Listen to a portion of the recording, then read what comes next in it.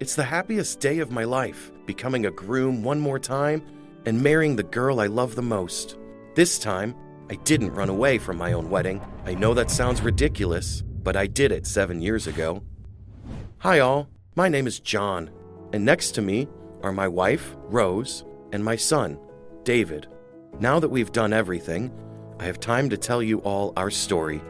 Rose and I knew each other since we were teenagers. Rose has been my side through the ups and downs. Thanks to the support from both families, we decided to get married. 7 years ago, on our wedding day, Rose looked stunning in the white wedding dress that we picked together. I knew how much Rose was excited about that day because she couldn't sleep the night before. I was on the phone with her the entire time. However, after calming her down, I became anxious myself.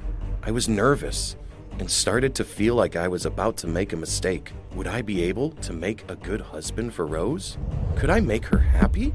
I'm full of flaws. Was that why Rose was worried about me all the time? Those thoughts kept bothering me to the point that I stood up and grabbed my suitcase. Stuffing some changes of clothes into it, I ran away. I know I was pathetic for doing that. I was like a loser, running away from my debt, even though I didn't owe anybody money. If Rose had seen me then, she must not consider me again. And of course, I didn't show up for my wedding, leaving Rose alone on the aisle, searching for me hopelessly. She wouldn't give up hope, even when everyone else had left. In the end, she just collapsed and finally burst into tears. She finally admitted the fact that I had left her on our important day. I ran to a city far away from where I used to live. I rented a small place and kept myself busy with alcohol and painting. I painted during the daytime, and when the night fell, alcohol was my close friend. When I was drunk, the image of Rose would always show up, making me miss her terribly and tempted to give her a call, but I didn't dare to. I only picked up my phone and listened to her voicemail over and over again. It was a very old message since our high school days. She said, "I will always be by your side no matter what." And I'd cry myself to sleep. Before I knew it, 7 years had passed. I became a famous painter with some galleries across the nation. I hired a personal assistant to work with clients on my behalf because I didn't want to show my face. I didn't even sign my work with my real name. Rose had no idea how famous I had become.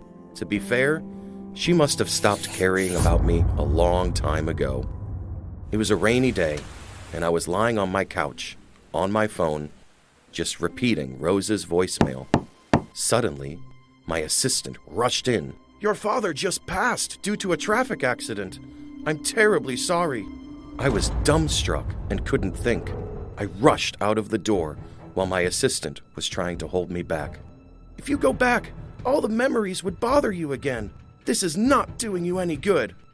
What else could matter more right now? My dad is gone. I honestly didn't know how I got to my dad's funeral. I saw my little sister crying in front of his casket while it was being lowered down to the ground. I dragged my feet, got closer, and got down on my knees. 7 years had passed, and I never visited him. I never checked in on him once. I knew that he came to find me once, but I tried to avoid him. I let my assistant talk to him and tell him to leave. I felt so guilty. It was my fault that my parents were no longer with us. When I was 7 years old, my mom passed after saving me from drowning. I never protected anybody in my life, only causing them pain.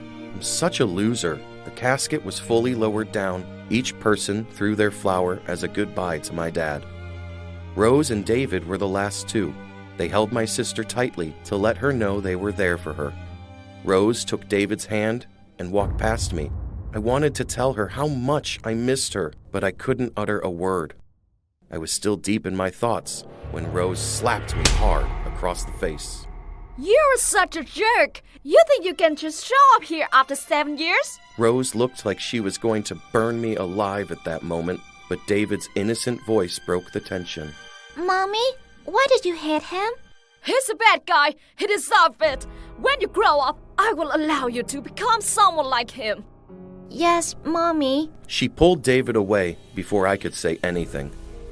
In my mind were so many questions. Is she married? Who is her husband? Is that her son? Out of nowhere, my sister appeared and punched me hard. I was angry. What are you doing? Ask yourself that question.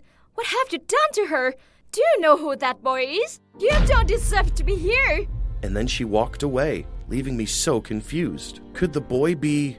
I suddenly realized the truth and chased after Rose. I made it to her place before she got inside. I grabbed Rose by her arm, but she could already push David inside. What do you think you're doing? I want to know if David is my son. Who are you to ask me that? You don't deserve him as your son.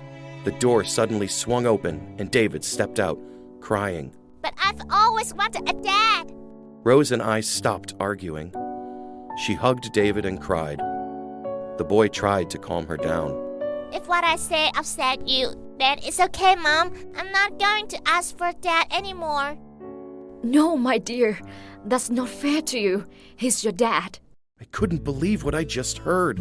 Before I could react, David already rushed over to hold my leg. I picked him up and took a closer look at him. Turned out that after I left, Rose found out she was pregnant. She decided to keep the baby and become a single mom.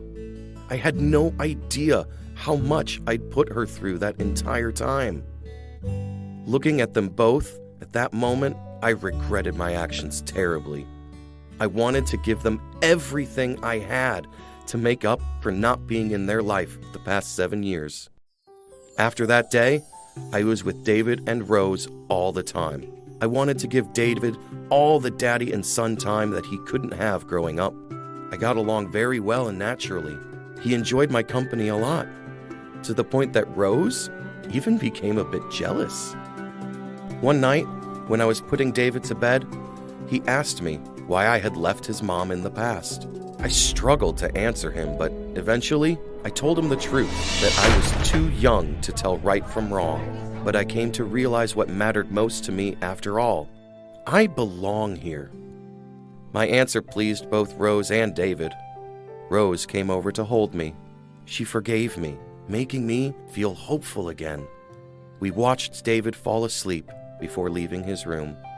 The feeling of living all together as a family was so strange, but also happy for me. My relationship with Rose gradually became better. She became more open with me, and we almost got back to our loving time before. We had some awesome date nights as well. Everything went by so peacefully till one day when we were out camping by the river. When Rose and I were busy starting the barbecue, we heard my sister screaming. Oh my God! Help! David fell into the water! Rose immediately dropped everything and jumped into the water to save David, who was struggling to stay afloat. She gave him CPR as soon as they made it to the shore. We were all worried, but what was worth mentioning was the fact that I could only stand there, watching everything. I couldn't move my body, just kept holding my head, trying to clear the image of my mom leaving us after saving me from drowning. I felt completely useless. I couldn't protect my loved ones, and that put me to shame. People would laugh at me. People lost their lives on me. The anxiety made me faint. I woke up in a dark room. Once again, I ran away. It was my spacious room in the other city. I picked up my brush and kept painting for days. Then days turned into weeks. The room was filled with paintings of Rose and David. I was laying among the paintings, my head empty. My assistant walked in, seeing me like that. Why are you so stubborn? You obviously love them so much. Would running away like this help you feel better? He made a good point. This didn't do me any good.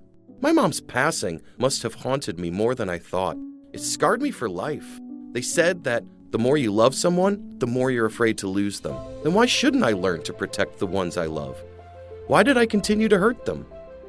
I found the answer to my problem in that moment. I decided to come back one more time to face the truth. But this time, would they still forgive me? I stood in front of Rose's house for a long time. I tried calling her, but no luck.